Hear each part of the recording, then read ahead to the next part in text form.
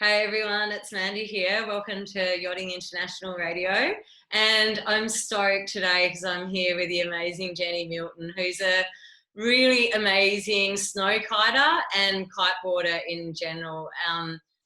She does extreme stuff and heaps of tours, but actually should probably introduce herself. You're watching Inspirations with Manda J, and here's Jennie. Do you want to introduce yourself? Hi, good morning, Manda. I am so excited to be here today with everyone on International Sailing Radio and yourself. Thank you so much for having me. It's so great to have you here. So tell us, where are you? What's going on? And who are you? Okay, so my name is Jennie Milton and I'm from Australia, but right now I'm in Oregon, USA, which normally isn't my plan this time of year. This time of year, it's winter in Australia, and I get super excited to go back and teach people how to snow kite. Do you know what snow kiting is? I don't know if everyone does. Let's tell the audience. I definitely do. Haven't done it, okay. Dying to, but you know I love my kiting. So let me tell you about snow kiting. Snow kiting is my passion. I grew up sailing and I grew up skiing. You know, I was so lucky to have such a wonderful family that we did seasonal sports, skiing in the winter, sailing in the summer. And as I was growing up, I started flying kites just as a hobby, enjoying the wind. And one day I saw a picture of somebody flying a kite with a board on water. And it was just the most amazing vision I had seen. I was like, I've got to learn to do that. So this is back in the late 90s, and I bought myself a kite and had no idea how to use it. I nearly killed myself on that thing. I discovered very quickly, covered in grass stains, I needed to get a lesson. But there were no schools back then. So I figured out the only school was in Hawaii. So I'd better take a trip to Hawaii and go and get myself a kiteboarding lesson. But I'm in Australia, that's a big trip for me. How am I going to make that happen? And it ended up, I went to the US on a business trip. And a bunch of my colleagues were going to Alaska to go heli skiing, which was also one of my dreams as a skier. And so I ended up going on that trip, and I packed that kite in with me, and I booked my flight to go back through Hawaii on the way back. It just seemed like the perfect trip. And so I ended up in Alaska with my skis. Actually, I was a snowboarder back then, and my kite. And I still didn't know how to use it.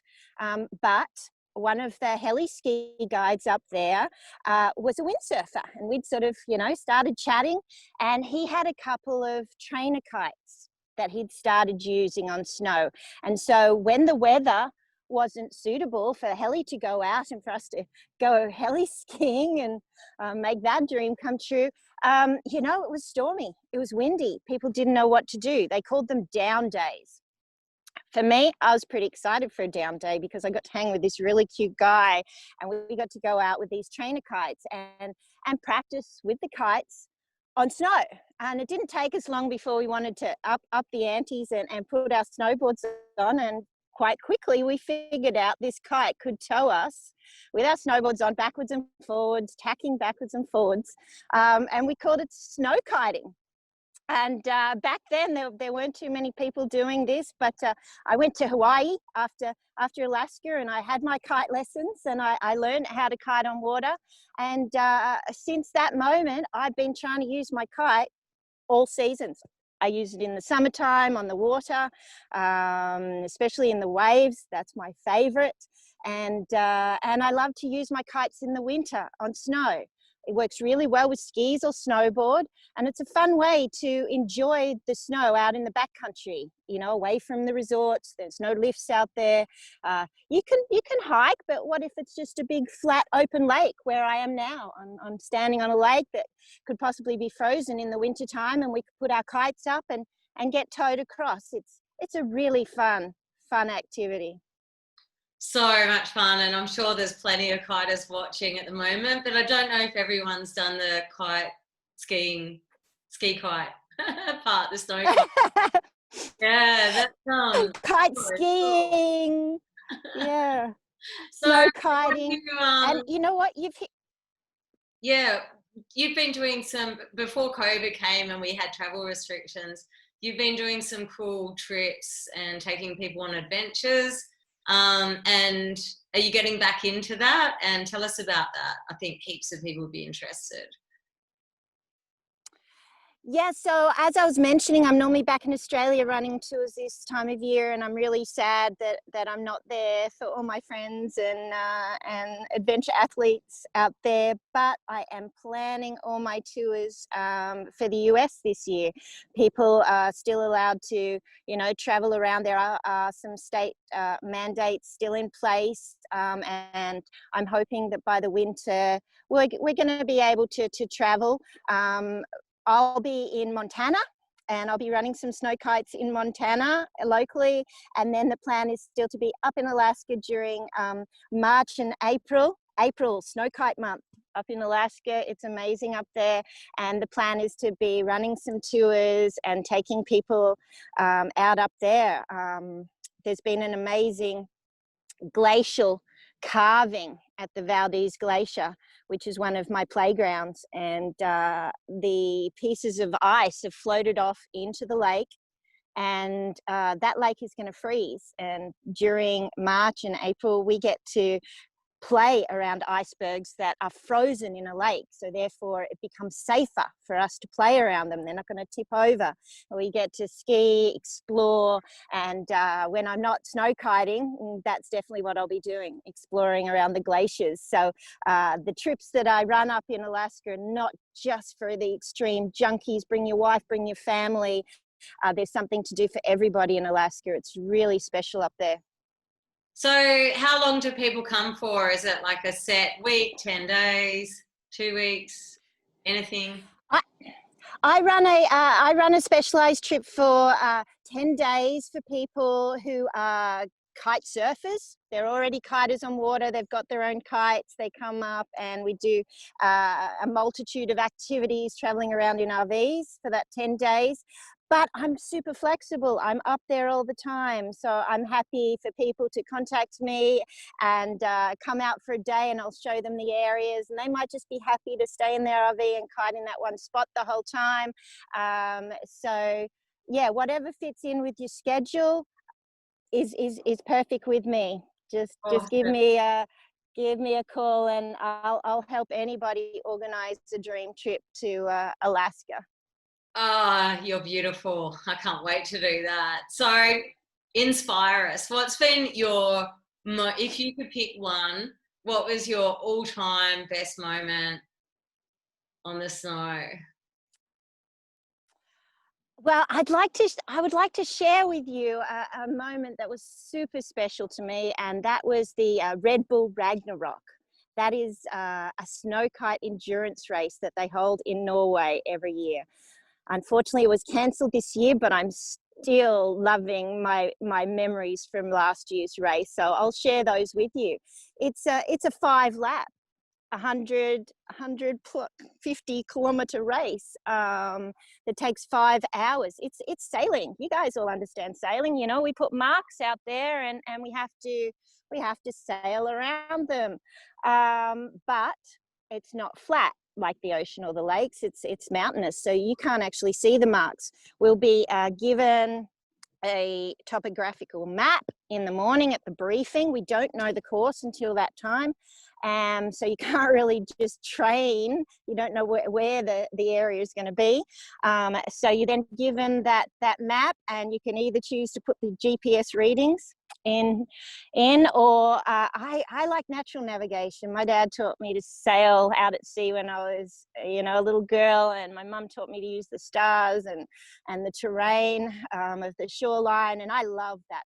So I just memorized that map and went out there to try and achieve these 5 laps around these marks. Now the biggest, scariest part about this race is that there's 400 snow kiters on the start line. Now, Well, can you imagine that? Most people are like, oh, how do you guys just not get tangled? And you know what? Some people do. And I was told that, you know, approximately 20% of people get tangled, and that was something I didn't want to do. That would cost me a lot of time, and it would have cost me a lot of mental stress that I knew I couldn't use. So I needed to be very careful at the start line. And I was like, oh my God, do I go upwind? Do I go downwind? Which side of the start line am I going to go? And I made my decision, and it ended up being a really good one to go down on the downwind side of the line, away from the crowds. And although I wasn't with the pack, I was close enough that by the time we got to the first mark, which ended up being scarier than the start line, because now you've got hundreds of kites trying to get around one mark, which we had to go between flags that were about, I don't know, 15 feet apart, 20 feet apart. And so everybody's, you know, banking up. And I made a gutsy move of going on the downwind side of everybody, hoping that I wasn't in their turbulence of kites. Most people had their kites up high, and I down looped that kite to get my kite low, and went round on the inside of the mark and passed. Oh my God, I passed so many people. That was awesome. Super exciting. So now I'm off. I'm past the crowd, except now I'm heading back towards hundreds of kiters, and so you're now having to dodge them and continue on. Now this course, right, it's 5 hours, and up on the ridge lines we had plenty of wind, but down in the valleys there was none, and I had to cross valleys. So of course you pretty much got to commit suicide. Kite into the valley, your kite falls out of the sky. You then grab your skis, put them on your shoulder, and you start running.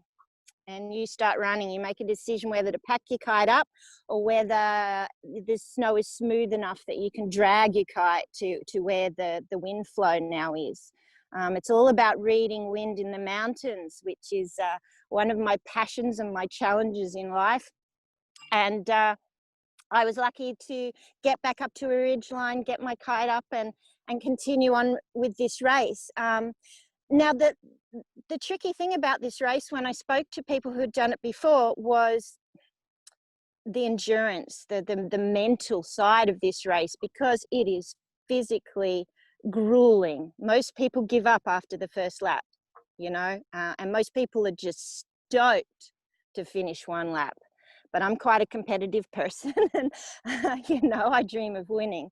So of course I came up with a pretty cool mental strategy. Well, I didn't come up with it. An amazing coach of mine in Australia came up with this great strategy.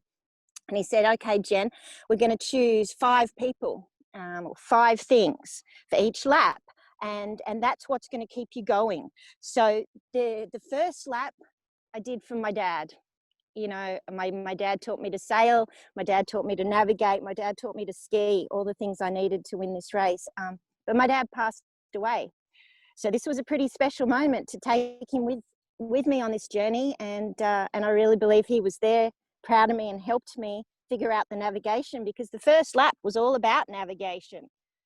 You know, that was the key, how to get between all the marks. And then if I figured it out, you know, the second lap I'd probably improve. By then I'd have my navigation right, and I could just duplicate it. So yay, Dad got me through that first lap, and it was awesome. Right, the second lap I knew that I needed to improve. And you know what, the wind started to drop, everybody's kites were on the ground, and I thought, okay, lap number 2, I'm doing this for my friend Laura. Now Laura is just the dearest girlfriend of mine, my kiting partner, the girl that goes out in massive waves with me, and we're the only females out there. She's a super special lady, and unfortunately she passed away in a windsurfing accident only a couple of years ago. And so she was very much in my heart, and I wanted her to be a part of this. And I looked up to the sky and I said, Laura, come on, girlfriend, give me some wind. And you know what? I felt a puff. She was there for me, and the wind picked up, and off we went. I had Laura helping me out, and that was amazing. We got through the second lap. Now the third lap, I figured I'd have my navigation down, and so this needed to be my fastest lap. Go, go, go, Jen. Don't look around at better routes. Just stick to your navigation and go. And so I did the third lap for my brother. Now, my brother is Australia's most awarded skier. He's actually Australia's fastest skier. He holds the Australian speed skiing record at 213.68 kilometers an hour. I told you I lived in a competitive family. Anyway, so my brother is the fastest skier, and I thought, oh, maybe I've got some of those speed genes in me. I'm going to do number 3 for my brother, and he's going to be there with me. And you know what? That third lap was my fastest. It wasn't only my fastest, it was actually the fastest female lap of the whole race. So I was super proud to hear that after the race when I heard the times. Now, I'm starting to get pretty tired after lap 3. I was super excited to go fast, but I knew that lap 4 was going to be one of the hardest because I'm starting to get pretty hungry. I'm starting to get thirsty, and I'd had a bit of an issue. I bit the valve off my camelback and it leaked. It leaked completely. I had no water left, and it leaked down my jacket, down my pants, into my ski boots. So as I'm thinking to myself, boy, I'm thirsty, I was hearing squelch in my ski boot, having a wet, soggy boot for the next few hours. So it was getting really tough. Now, lap number 4, I decided to do for people with depression. And that was something that, you know, I've certainly touched on in my life, and I'm not ashamed of, and people in my family and so many friends. And I'd met a lady who'd lost her son recently to it. And so it was in my mind, and I wanted to do lap 4 for people with depression. And that worked out perfect, because when I was going, oh my God, this is so tough, I thought to myself, no, this isn't tough. Dealing with depression every day is really tough. You know, and when I was thinking, oh my God, the pain in my legs are killing me, I thought to myself, oh my God, the pain that mother was feeling when she lost her son to suicide, that's real pain. This isn't pain. This isn't a hard race. This is nothing. Go, Jen, go. And that was really powerful. It was a really powerful feeling to have during lap 4. And you know what? I made it to that finish line of lap 4, but I had 1 lap to go, and I had no water. My mouth was so pasty dry, I couldn't eat anything. And you know what? They're handing out Red Bulls. And my coach in Australia had said, Jenny, on the last lap, grab a Red Bull. I went, no. I'm not into sugar. I'm not into caffeine. I don't normally drink those. I have no idea what that's going to do to my body that I've trained to be an athlete to compete this race. And all of a sudden I had no choice. It was like my coach had set me up for that. And I grabbed that Red Bull and took a few glugs. Oh my God, took another breath, glugged on and passed the bottle on. And so I kept going for lap number 5, powered by Red Bull, powered by the energy, and powered by the person that I'd chosen that last lap for. And that was me. I chose that last lap for me. And so this was my time to push on. And I pushed and I pushed and I pushed. And at 3/4 on that last lap, the wind changed. And this was something that I hadn't really taken into account in my plan. I'd stuck to my same navigation. And of course, I ended up in a pretty big wind hole. I could see the finish line. I had 10 minutes left on my clock, but I knew it was probably a half an hour run with my ski boots on. There was no way I was going to make it. But at that moment, I was proud. I was super proud. I didn't know where I was in the fleet, but I'd gone my 5 hours, and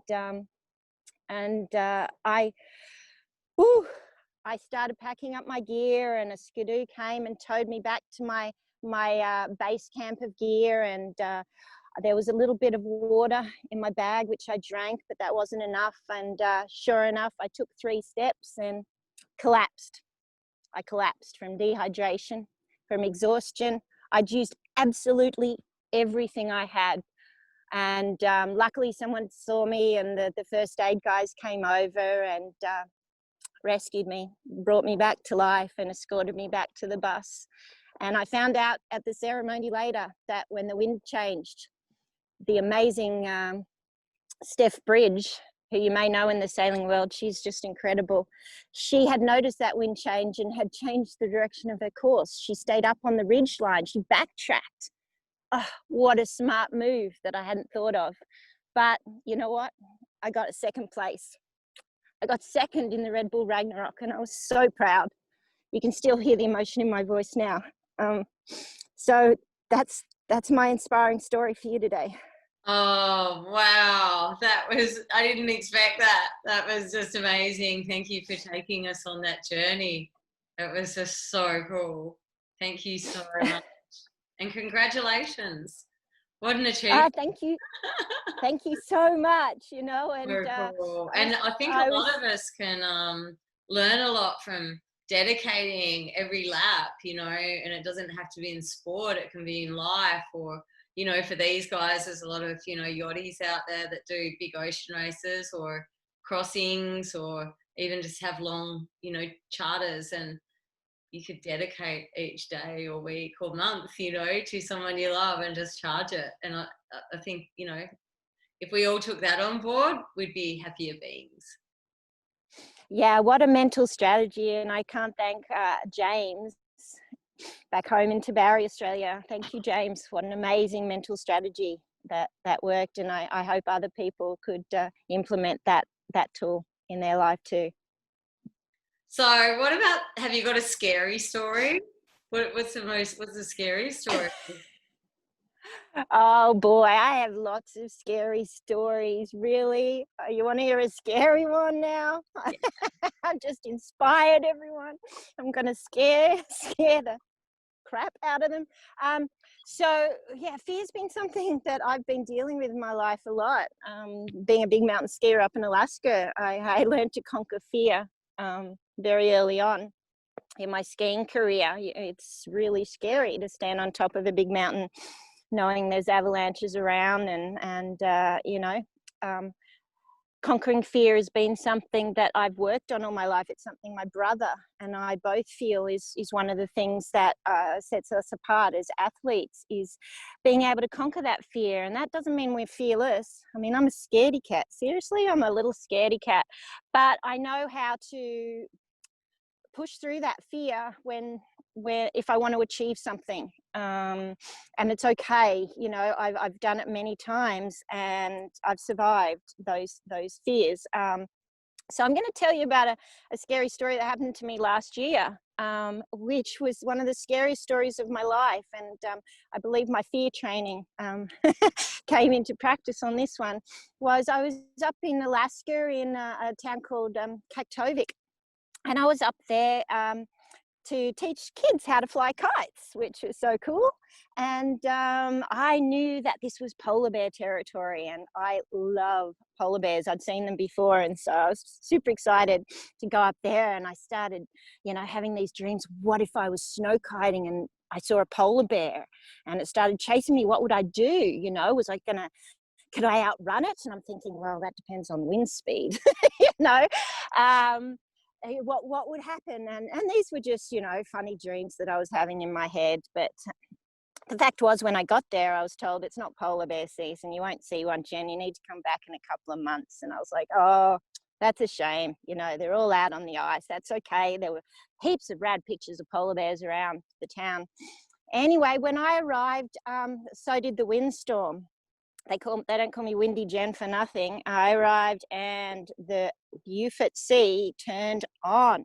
It was blowing 50 knots, 50, 60 knots for 4 or 5 days, which was just a ground blizzard of snow and blowing dust at where we were at sea level in this little town. And so we spent most of our time indoors. I was teaching these kids to fly kites in the gymnasium, hanging harnesses from the basketball rings, and pumping up kites and letting these little 5 and 6 year old kids run around the gym with this kite, yelling and screaming. They absolutely loved it. So about 5 days into the experience, the weather started to break and we were about to see our first sunset. So of course I'm at home with the teachers in this house, and we've had dinner. Let's go and watch the sunset. sunset's at midnight up there. This is going to be amazing. So we grabbed our cameras, and we had 4 dogs with us because we were teaching the kids. I was teaching them to fly kites. We had an Olympic Nordic skier teaching them to ski. We had biathlon with laser guns. We had 4 dogs with us to teach them ski touring. So they get towed with the dogs with the cross-country skis on. So we'd had kites to tow them, dogs to tow them, heaps of fun.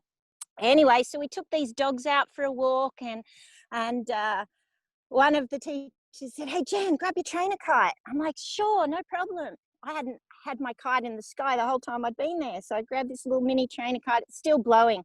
Ooh, probably 40 knots at this stage. And we went out there and had a beautiful walk in the sunset. And I put up this trainer kite to kind of demonstrate some skills to the teachers. And the next thing I know, I hear, "Bear, bear." And I look over, and there's a polar bear running towards me. I'm flying the kite, and there's a bear running towards me. My instant reaction was, run, right? And I'd seen so many posters saying, "Don't run." I'm sorry, but F that. I ran, and I turned around, and I saw the other teachers, and they're all running. We all reacted the same way. Run, there's a bear coming. Now this bear it didn't just come from like a long way away. It came over a ridge, and so it was really close by the time I saw it. I'd let go of my kite, and I'd started running, and the next thing I know, I was face down, flat on the ground,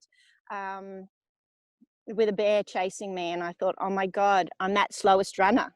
I'm the one at the back that's going to get eaten by the bear. And I got up to my feet, and I realized that I was still attached to the kite. I had my leash on, you know, and so the kite had stopped me from going anywhere. And so I knew I needed to get that leash off. Now, the teacher who was closest to me had turned around and seen me fallen over and gone, "Oh my God, Jen's about to be mauled by a polar bear." And he started yelling and waving his arms, which was the smartest thing he could have done. And I started yelling, but just bear, bear, bear. But my hands were just trying to get this Velcro wrist leash off.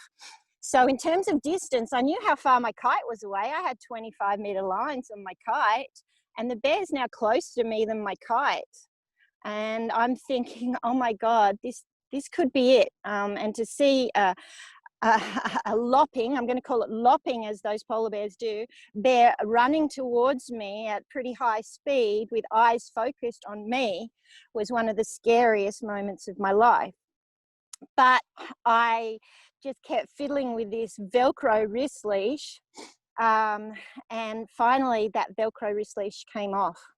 Now the bear's probably halfway between my kite and me, off to the side a little bit. And as soon as I got that leash off, the wind picked the kite up, and the bear stopped, and he saw the kite out of his peripheral vision, and he turned and he ran and he chased my kite, giving me then time to run away to the closest building. I was yelling, "Polar bear, polar bear." And a guy came out of the building, which happened to be the power plant, the only manned building at midnight in this little village. And he was then able to call Polar Bear Patrol, and they turned up on skidoos, 5 minutes later, and started shooting fireworks at the bear to scare it out of the village. Once the bear got to my kite and realized it wasn't food, it wasn't anything, it then turned around and started coming back into the village following me. And so they scared it out of town, which was wonderful. And yeah, then the teacher's house turned into a how to deal with a close encounter of a polar bear. Therapy room for the next few days. Yeah. So do you like that one, Manda? Is that a scary enough story for you? Oh yeah, I'm gonna have to fly you around the world with me, and you can like talk at all my events. That is such a great story. Yeah, thank you so much for sharing. That's amazing. Well, Yeah. you're awesome. Thanks so much for being on the show, and It's been so enjoyable. We should do it again sometime because I'm sure you've got more stories for everyone and they'd love to hear it. Oh, thank you so much, Manda, for having me and listening to my stories. It's wonderful to share these stories with people. And yeah, thank you so much. I'll come back anytime. We're going to get you back on. It was super inspiring. And so we'll put your links below too. So if people want to, you know, come and play with the polar bears and come snow kiting with you and on an adventure or do something extraordinary, they can find you. And just before we go too, hey, you run on a pretty cool Facebook snow kiting page as well. Do you want to just tell people about that? Because you might have caught some attention. Well, yeah, you can follow me on social media. I've been into adrenaline sports for a long time, so my nickname is Adrenogen. Adrenogen. You can find me on Instagram, Adrenogen, Facebook, Adrenogen, and I'll have my new website up soon, adrenogen.com, which is going to be fantastic. And if you'd like to learn more about snow kiting, I've got some exciting stuff happening on a Facebook group. It's Snowkite Australia. Snowkite Australia. I set this up in the last few months I felt a great responsibility to all my students back home that I couldn't get there for. And so I've started posting all my secrets. You guys, if you wanna hear some snow kiting or kiting secrets, these tips are good for water and for snow. Yeah, please join my group, come be part of it, and yeah, I'd love to share my passion of snow kiting with you. Oh yeah, it is. It's a really good group. I love it. I check it out every day. I'm a huge fan, so thanks for sharing it and can't wait to see you in Alaska soon. And let's have you back on the show. Thanks so much. You've been listening to Yachting International Radio and Inspirations with Manda J. I'll see you guys next time. Thanks so much, Jennie Milton, Adrenogen. You're a legend. Woo! Woo! Thank you. Have a great day.